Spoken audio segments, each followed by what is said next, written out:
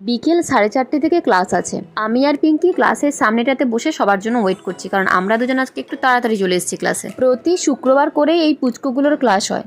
আর এই ব্যাচটা হচ্ছে আমার স্কুলের সব থেকে জুনিয়র ব্যাচ। সত্যি কথা বলতে প্রচুর ধৈর্য রাখতে হয়, কারণ ওদের বয়স তো অনেক কম, 3.5 বছর 4 বছর থেকেই শুরু।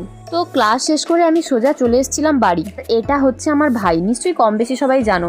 ও আমাকে দেখাচ্ছে, দেখ দিদি আমি কিভাবে পুকুরে জলের ভেতর শুয়ে থাকি। আমাদের বাড়ি থেকে পুকুরটা একটু দূরে। ও যে মাছগুলো ধরেছে ওইগুলো আমি নিতে এসেছিলাম। আর আমার ভাই কলকাতা থেকে বাড়ি এলে প্রায় চেষ্টা করে টাইম বের করে রোজ একবার হলেও পুকুরে যেতে। আজ জালে পড়ুক বা না পড়ুক, এমনি সাঁতার কাটতে হলেও সে পুকুরে নামবে।